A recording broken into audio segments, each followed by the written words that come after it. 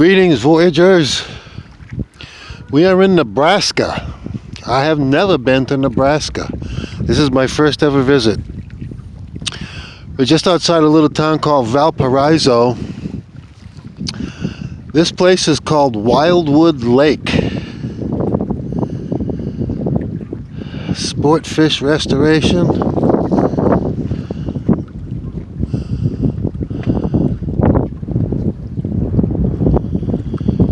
Take a moment to capture the moment. Well, that's what we're doing right now. This is where we're going to be staying tonight. A little parking area over there behind the trees.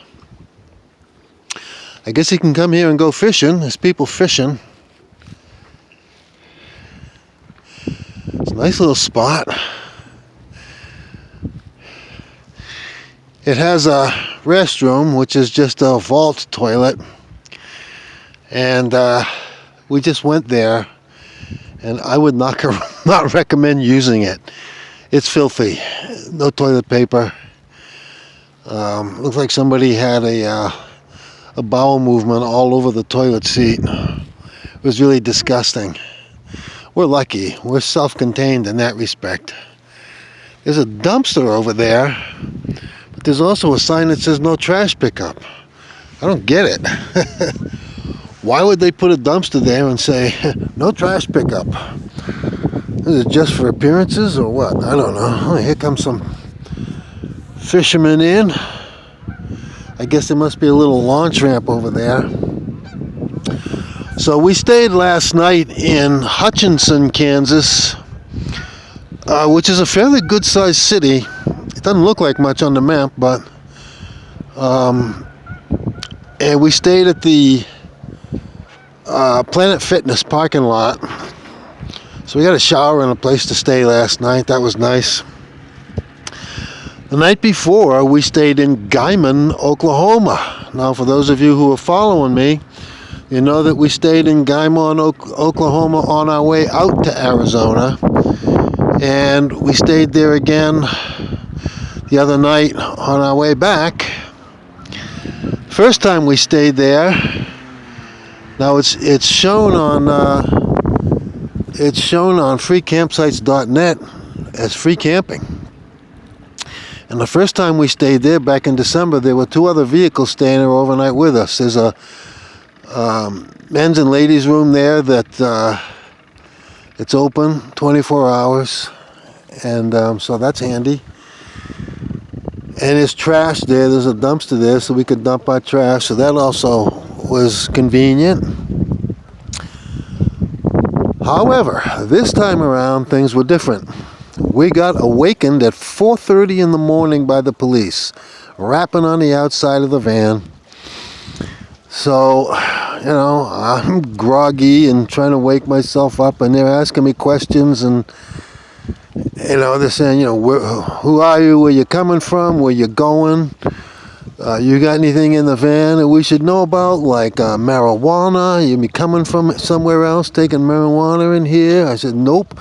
They said LSD, cocaine. I said, nope. Methamphetamine? I said, oh God, no. Any weapons? Nope. They didn't ask to search, and that's a good thing, because I would have had to deny them. Can you hear the geese?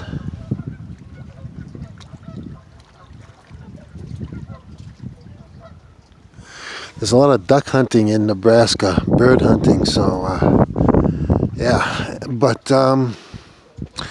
they wanted to see our identification. I had to wake up my son, get his ID. And they were polite and respectful. They weren't being aggressive or mean or anything, but they did wake us up at 4:30 in the morning. And I said, I thought there was free camping here. We stayed here overnight on our way out to Arizona, and nobody bothered us. I said that, you know, I thought there was free camping here. And they said, well, that's a common misconception.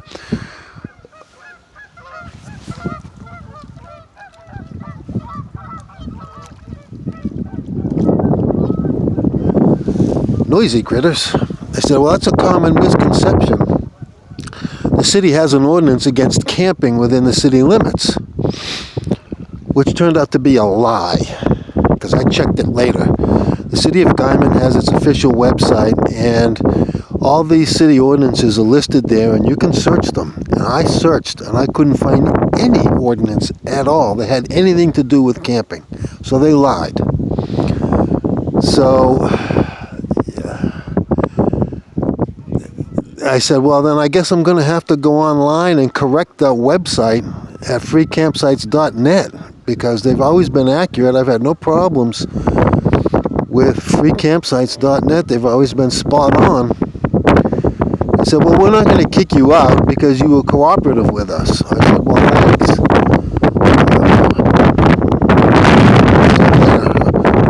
And then they left.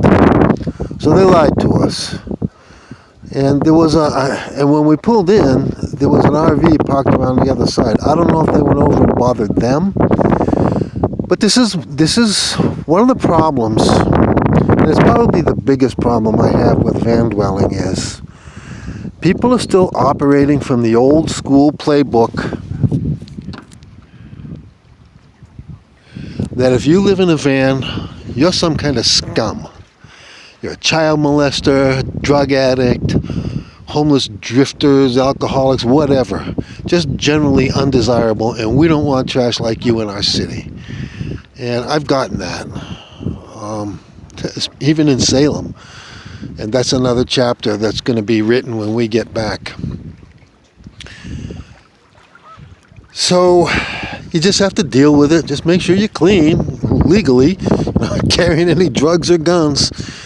And you'll probably be okay. You're just going to have to withstand getting woken up at 4:30 in the morning. Now, you know, if they didn't have any intention of kicking us out, if they just wanted to check us out and see who we were and what we're doing and this and that, you know, I'm okay with that. That's fine. I'm not doing anything wrong. I got no problem with the police asking questions. But if their intention was to just ask us who we are and then let us go, if they couldn't arrest us for anything, and then just move on, leave us there, then they could have waited until 6 o'clock in the morning, or they could have rousted us at midnight. I mean, people have to get up in the morning, and when the police wake you up at 4:30 and you got to get up at 7, try going back to sleep after you've just been interrogated. You've just been profiled by the local police at 4:30 in the morning. Try going back to sleep. So, you know, it was rude of them to wait until 4:30 in the morning. They must have known we were there. We pulled in at around 5 o'clock in the afternoon. Local police, not that big a city. They must have known we were there. You know, they could have come by at supper time, 6, 7 o'clock, or even midnight. I don't care. And then they could have asked us what we're doing. No, they wait until we're, you know, sound asleep, and then they wake us up, and then you can't get back to sleep. So that sucked. But, you know, that's par for the course. This is how it goes when you live in a van. Expect to be awakened in the middle of the night by the local police, wherever you are, even if it's in your hometown, like Salem, Massachusetts. And we're going to address that situation when we get back. So anyway, here we are. This is a beautiful spot. We drove all day. There were so many abandoned properties. So many abandoned properties, and some of them just like right off the road, that I would love to have stopped and explored and filmed. But I'm just getting antsy about getting back to Salem, being so far from home base and everything. So I didn't stop. Next year when we come back this way, we will definitely spend more time investigating these abandoned farmsteads, because I just think they're fascinating. But here we are. This is nice. People are leaving. I guess they just came down to fish for the day, so maybe it'll be quiet here tonight. There won't be anybody. It's Sunday night, so I doubt there'll be anybody, teenagers drinking down here, but you never know. You never know, but this is a pretty little spot.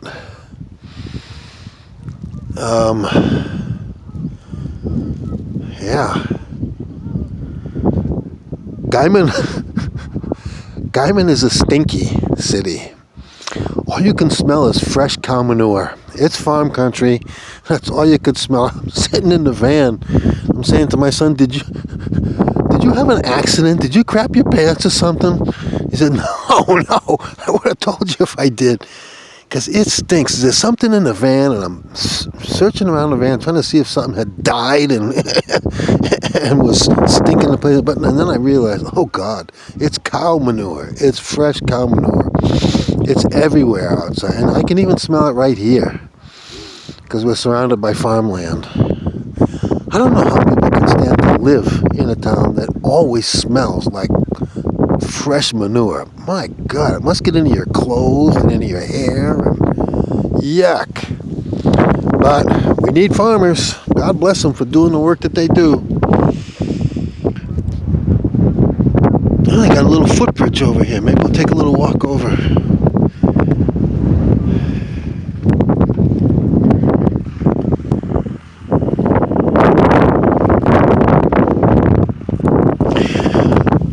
I am determined to buy a gimbal. Somehow. But I am determined to buy a gimbal. I've been looking online, and it looks like the DJI Osmo 3 is the best there is. And I've seen the results, and it looks really good for eliminating all the shakiness like you're probably seeing right now. So yeah, they're not that expensive, but I'm on a tight budget right now, as always, but we'll see. I wanted to shoot an update in daylight. You know, the last two have been at night because I drive all day. Now that we're back on the road and traveling again, I'm driving all day, and I don't have the time to stop as much as I would love to.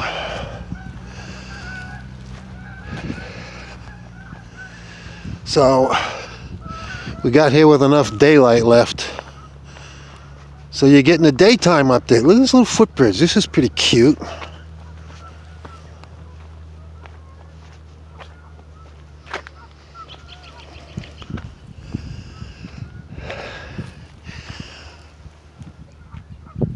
Town and Country Bridge, maximum load 5,000 pounds. DeBorg Manufacturing, Minneapolis, Minnesota, 55431. 5,000 pounds, I don't know. Better be careful. Isn't this nice? Little footbridge.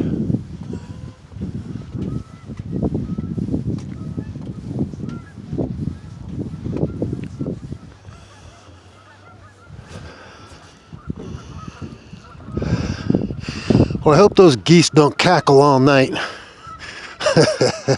We had trains going through last night in Hutchinson. All night long, trains blasting their horns and rumbling through. But you know what? For some reason, that doesn't bother me. I kind of like that sound. I guess there's a nice little path. I wonder if this path goes all around the lake. Nice out here in farm country, but boy, it smells. Woo! Alright, I'm just about out of time. I gotta cut this video short now. I got about 1 minute left. So that's a wrap for today, folks. Thanks so much for watching. I do appreciate it. Be sure to like, subscribe, comment, tell your friends, and share, because sharing is caring. Peace and out.